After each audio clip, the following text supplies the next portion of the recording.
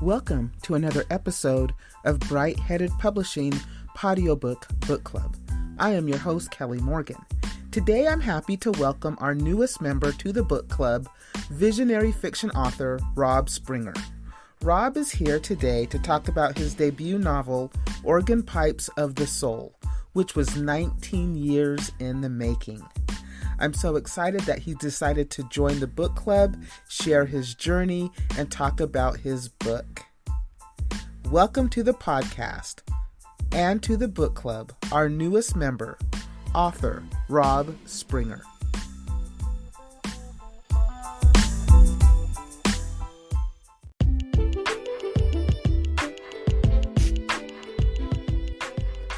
Rob, thank you so much for being on the podcast and being the newest member to the book club. Welcome. How are you? Thank you, Kelly. I'm fine. I'm so glad that you're here today to talk about your book and your writing journey. I love to talk to authors, especially those who are having their debut novel, which I think this is your debut. So I'm always excited to hear about your journey and how it came about. So let's start there. So before this book was published, did you always know that you wanted to be a writer? I always knew I wanted to be an artist. So since grade school, art, and particularly graphic arts, painting and drawing and all that stuff was what I thought I'd be. But I also studied a little bit of music in grade school. Grade schools used to do a lot of music training, art training, things sadly some of them have pulled back on. But so I knew that somehow I would become an artist. And to me, writing is yet another art form. In some ways, writing is the baseline art form because we're all storytellers at heart. If someone says, "Hey, Kelly, tell me about yourself," you're going to tell them the story of Kelly. Yeah. So we're always, and when we dream, in stories. And people say, you'll say to someone, "I had a strange dream last night." And what you do is you relate to them a story. So I enjoy writing. I had done a little bit of writing off and on for many years. Some classes in the 70s. I got my BA in the 90s, creative writing emphasis. Went to work for a publisher. And during the 19 and a half years I was with the publisher, most of that time I was working on this novel. So, I just would get in 30 minutes early if I could. If the world permitted and time permitted, I'd get to work early before the hours had officially started, and I'd read what I had written a few days ago, maybe a week ago, try to pick up on it and write a few more lines. And that's why it took 19 years, close on 20 years to get published. 19 years in the making for this novel. Yeah. And so when you finished it, did you know how you wanted to publish it? Did you think about self-publishing? Did you look for a publisher? What did you do? Good question. I actually started out on the road to self-publishing, and I was looking into that. I actually went out and I got the copyright on my own, and then I was getting ready to go to Amazon, and I realized that libraries often don't like to buy from Amazon. Some do, some don't. So I was really interested in getting my novel into libraries. I'm a big fan and proponent of the library systems in this country. And I had already joined the Visionary Fiction Alliance when I was doing my Master of Arts degree. And for that, which is my second novel, it's not published yet, I'm going to be working on it, to get it ready for publication.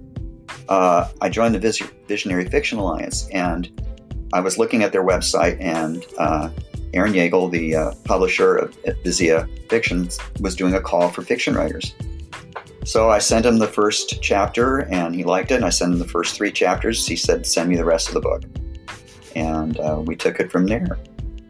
Congratulations. Thank you. So it didn't take, I won't say that it didn't take you long, but you had really good luck in finding a publisher that was a match for your work, because I hear a lot more about the genre of visionary fiction where people weren't really fantasy, right? And they weren't really science fiction. Right. And then everybody seems to now have this new genre called visionary fiction. Yes. The Visionary Fiction Alliance kind of helped create a name for the genre. I think the genre's been around a while. It's not like these are the first visionary fiction novels that have ever been written by a long shot, but no one had a name for it. A lot of it came under fantasy, sometimes under science fiction. And but when you try to describe what you're writing to the traditional publishers, well, is it science fiction or is it fantasy? And if you say it's fantasy, they're expecting a sword and sorcery. If you say it's science fiction, they're expecting a space opera. It's very hard to describe to a publisher who's not familiar with visionary fiction just what you're writing. Yeah, so I hear that more and more. So how, now that you have a publisher, is the publisher really helping you promote and market the book? Yeah, I would have to say yes. First of all, he created a new cover. When I sent him my novel, I already mocked up a cover, and it was organ pipes. Okay, so that looked as much as if my novel was going to be about how to repair and maintain your pipe organ. So when I first spoke to him, he had already mocked up something similar to the cover that we published it with. And so apparently he was interested enough to do that right off the bat. I've lost the thread of the question. So no, I was asking you about the marketing the promotion. And well, first of all, I heard about you, Kelly, through him and other interviews I've done. He basically says, here's this podcast, contact that person, which, and so he puts it on me to make the contact and obviously do the interview. But he's been doing a lot of the connection of finding people. So it's been quite a help. I'm not a real marketing kind of person. I've always said if I was great at sales, at closing the sale, I would have made a lot more money in my lifetime than I did. So I love talking about the book. I love talking about the writing process, but I'm not a buttonhole, collar the person and say, hey, come here. So I really needed his help in making those connections. I would have been totally at sea in terms of figuring out how to market the book. I think most authors find themselves there. You're so focused on writing the book, and then when you start the publishing journey, and that includes, the editing of the book, copywriting the book, all of the things that go into getting actually a tangible book in your hands. And then when you have this book, you're like, okay, now what do I do? Right? Exactly. So yes. The marketing is like the secret to getting your book out there. How do you do that? And a lot of the people on the visionary fiction boards, a lot of people on Facebook writing boards that I'm on, like, writers helping writers, that is one of the biggest questions. It's like, hey, I've got this novel, now what do I do? How do I market this? As I told Aaron, I was a lot less interested in making money. I know most authors don't really support themselves writing. I mean, if you're not Stephen King and a handful of people you see at the Kroger's and every other place in the world, you seldom really support yourself writing. I just wanted readers. And so, whenever I find someone has bought the book and reviewed it, or they've talked to me about it and they've enjoyed it, that's what makes me happy. That was my primary goal, was getting people to read it. I think ultimately that's every writer's goal. Yes. I think it's how you go about it, because whatever you wrote, you really want somebody to read it, right? Yeah. That's why you put it out there. Yeah. And I agree with you. I think readers are more important than dollars. Yes. Right? Right. And so if you can find readers and people who enjoy your work, they're going to keep coming back and asking you for more and more. And that's what makes you an author, a storyteller. Thank you. Yes, I agree. And you're right. I really think that I occasionally hear of someone who says, well, I want to make a lot of money writing. I was like, you're in the wrong field. Sell insurance. If you want to make a lot of money, whatever you want to do. But if you make a lot of money, it's almost an accident. It's like, think of all the thousands of bands you've heard in your lifetime who aren't famous, who aren't Fleetwood Mac or whatever those accidents of history allowed. They're equally good, but, no one's ever heard of them, or a handful of people have heard of them. They've got a small following. So you don't go into it to make money, no. No, I'm right. I think if you're going down this journey and you want to be a writer or an author, you really can't go into it to make money. You have to go into it for the joy of writing and hoping that somebody will read your work and appreciate it and love it as much as you do. Ultimately, that would be everything for me. It's true. There's a local restaurant, and the restaurateur actually permitted me to put a poster up. It's framed, put a poster of the novel and put a handful of bookmarkers up there. But a couple of the employees have actually bought the book. One, oh, hey, you've written a book. I want to hear about it. So they bought the book. And now when I go in, it's like, how far are you? Well, I'm on chapter 5, or I'm about 100 pages in. I've got these questions. And so I get to talk about this with people who've read it and or in the process of reading it. And they'll say, well, what about this? Well, that question's going to get answered. Just hang on. And it is a lot of fun. It is a real joy. It's similar to if you were a musician and you're up on stage and you see that the audience is like nodding and they're into your music. There's a joy of connecting to people. And for writers who usually work on their own and, with a screen in front of them or an ink pen, if they're that old fashioned, or a typewriter or something, it's kind of hard to find that unless you've gone out and found someone who's bought your book and connected with you that way. So there's a delay with writing as opposed to playing music in a venue or something, but it's just the same joy of connecting to people. Yeah, I would agree. So let's talk about your book. It's called Organ Pipes of the Soul. It was published in 2020. It's considered under the genre of visionary fiction. So tell us about the book and try to give us a synopsis about the story. Okay. The book has a long subtitle. I even asked my publisher, do you want this subtitle? The subtitle is A Theodicy of Love and Reincarnation in a Desperate Afterlife. So I was using the word theodicy as a play on Odyssey, because this is a journey for all the characters who are moving through this story. But a theodicy is officially, and it's usually not done with fiction, a defense of the goodness of God in the face of evil. So as I was writing this kind of became, part of what I was trying to do was basically convey to people my feeling about this, that God is good, that despite all the stuff that goes on in this crazy world of ours. So that is an element of the novel, and the main character, who's Arthur, has been reincarnating as himself. Now, this afterlife that this book takes place in is much more like Hades, which is gray, foggy. It is not, the heavenly pearly gates with St. Peter waiting there for you. So this is not the usual afterlife. People who come to this afterlife, they sort of awaken on what's called the waking shore in this fog. Some of them don't remember who they are at first. They have to recover their memories, and they only have a short time in this afterlife. And if they don't reincarnate from this afterlife, they will perish. They'll fade into the fog and basically disappear. So the main character had been reincarnating not as different people, but as himself.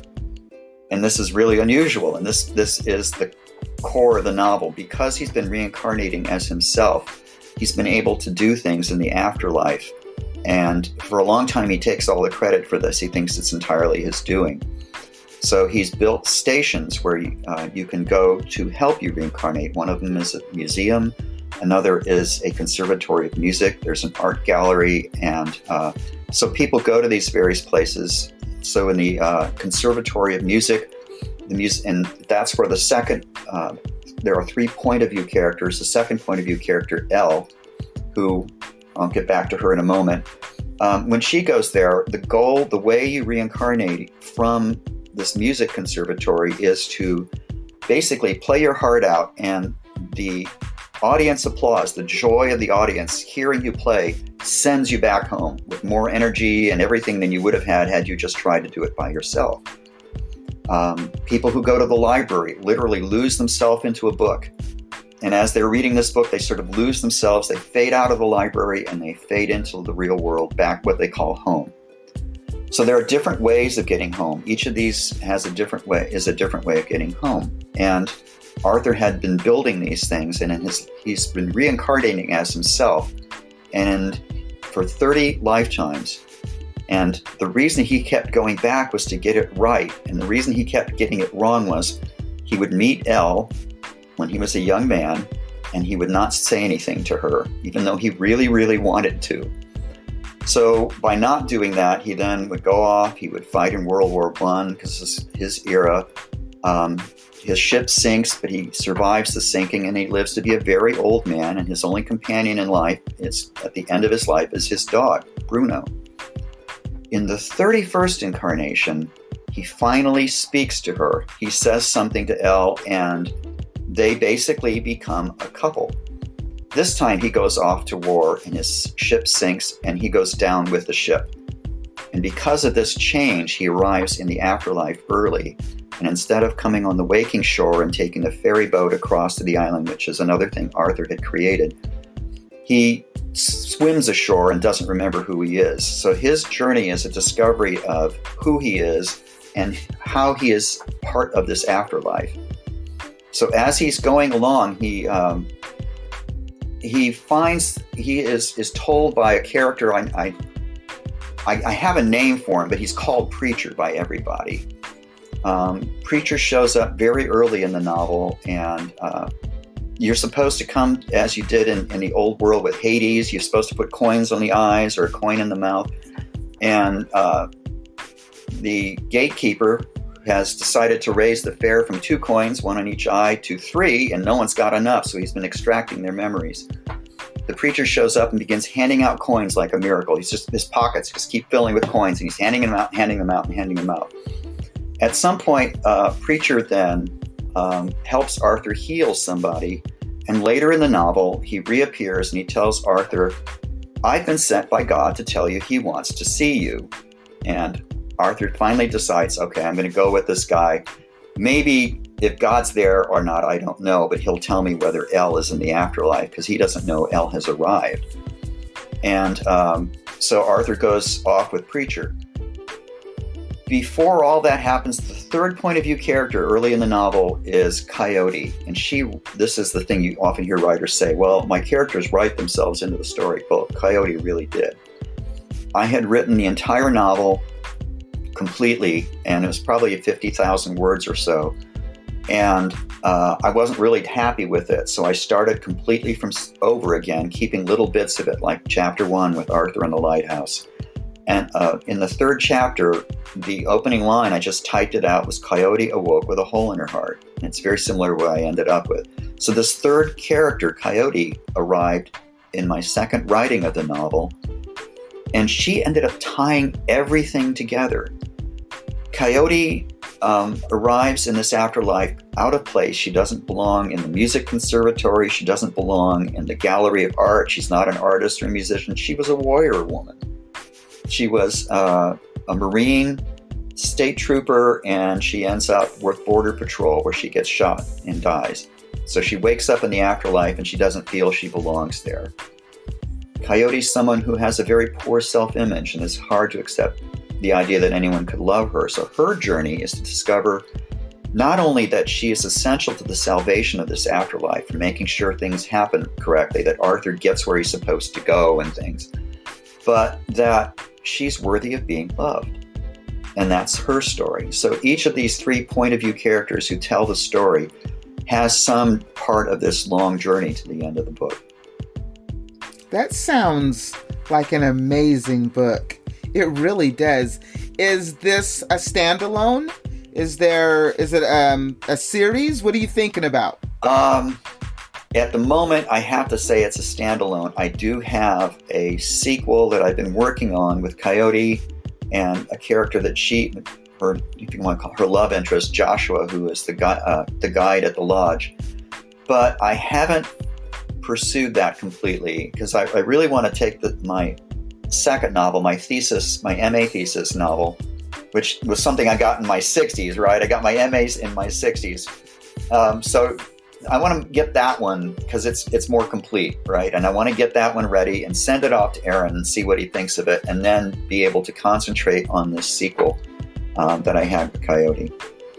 So it sounds like, Rob, there are multiple books in you that we can expect to see. I hope so.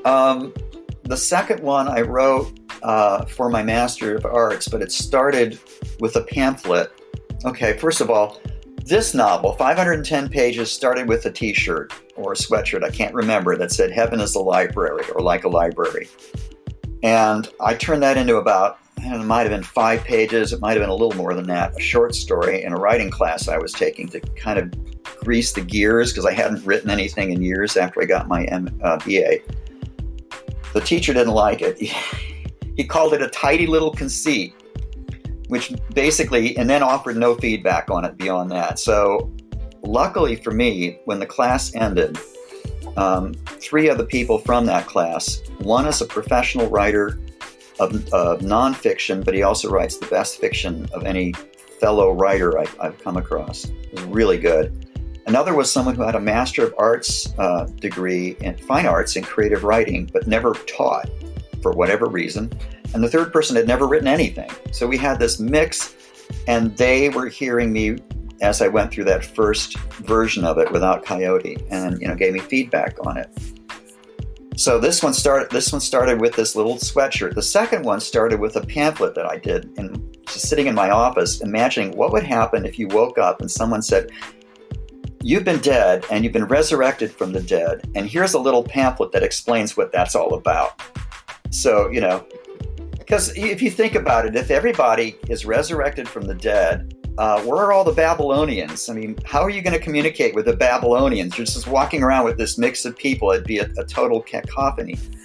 So what I did was I created a story where people are resurrected from the dead in cohorts, and each one is this one is the cohort of people from the late 19th through the 20th century. So they'll be familiar enough. You won't be shocked at seeing a radio if you've never seen one, because you died in 1917 or 13 or something. The title is Resurrectorium 1920. So that's the one that I want to work on next for Aaron. And before I can turn it over to him, I really want to take a giant meteor and throw it at the thing and blow it all up and put it back together again, because I really think it could be better than it is. I mean, I got my MA. They liked it enough for that. But I don't think it's as exciting, and I don't think it carries the reader along as quickly and as immersively as the Organ Pipes does, and that's what I'm going for. I want a book that when a person opens it, they get caught up in the first few pages, and they start, as they get along, even though they've got questions about why is this happening, they're going to stick with it, because it's like, well, I just saw a sea monster. I didn't expect that in the afterlife, that kind of thing. So I want to make sure that this second novel is there before I go on with the third one, which will get back to Coyote and Josh and possibly Arthur. So have you thought about turning Organ Pipes of the Soul into an audiobook? I've thought about it, and I would love to do that. I actually have.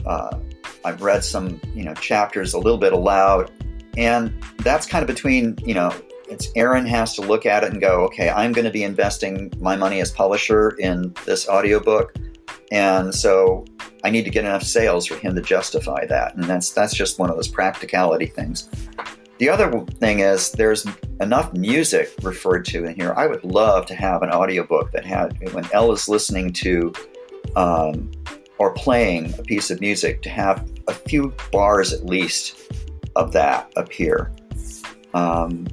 Late in the novel, there is a piece that's called "The Lark Ascending." It was written in the 1910 or something, and it was written based on a poem. So I have a little bit of the poem. I don't quote the whole poem, and I have a little bit of the music being referred to about the violin pulling people out of their seats and their spirits rising up to the top of the dome and then going out and leaving and going home from this library.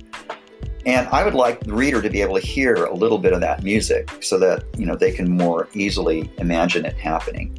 Yeah, see, that's why I like audiobooks, because you can close your eyes and let your imagination kind of put the scene there for you, what it looks like. And, because when you're a writer, you're trying to describe the scene, because, I would imagine that when you write, it plays like a movie in your head. Oh, yeah. So you see everything. Yeah. And so the trick is, how can I take what I see and put it on paper so that when you read it, you see what I see? That's exactly right. I'm not a big fan of Stephen King's work. I've read I read The Stand and while I had the flu, which is really not a good thing to do. The Stand is about the end of the world because of a plague.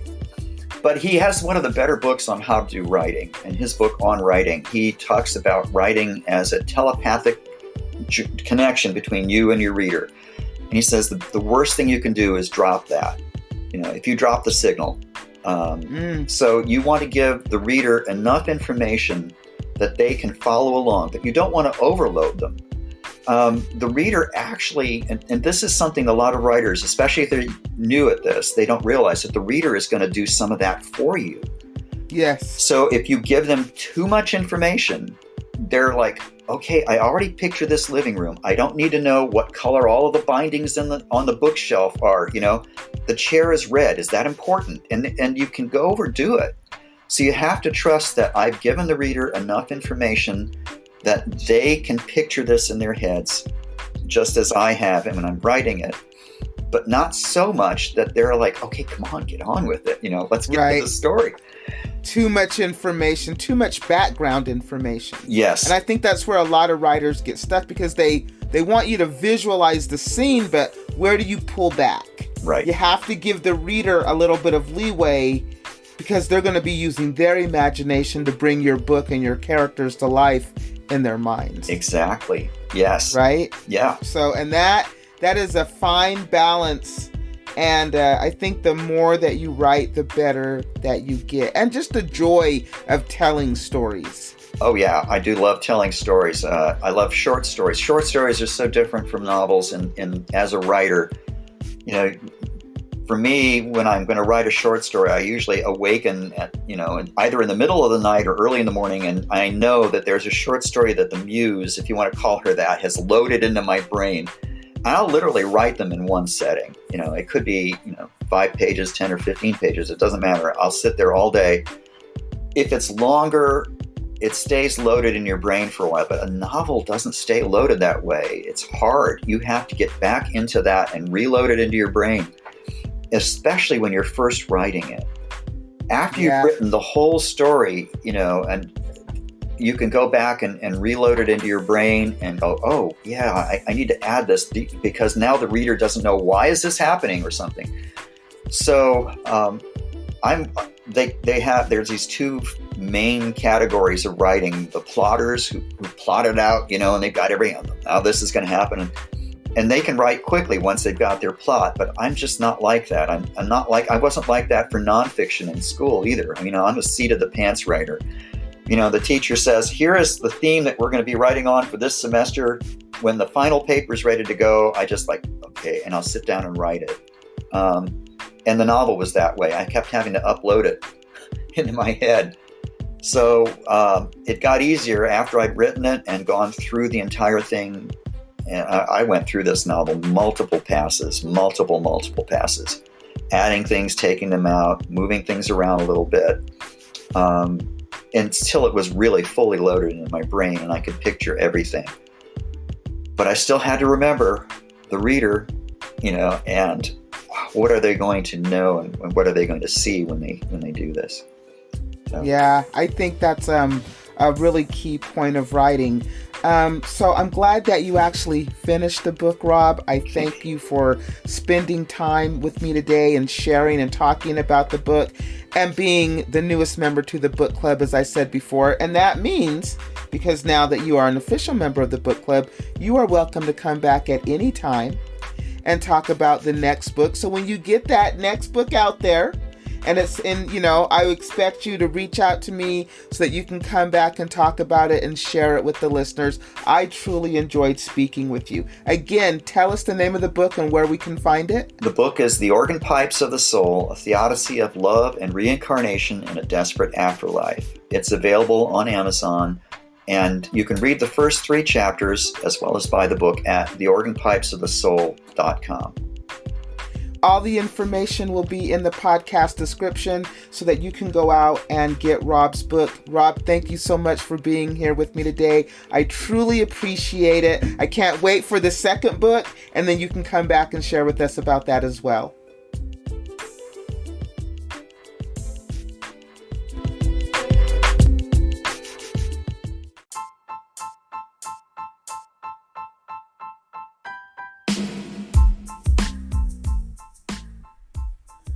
Thank you for listening to another episode of Bright Headed Publishing Audiobook Book Club. I am your host, Kelly Morgan. I just wrapped up with visionary fiction author Rob Springer. We talked about his debut novel, Organ Pipes of the Soul. All the information to purchase the book is in the podcast description. Next week, a new member to the book club, another author. But until then, keep writing.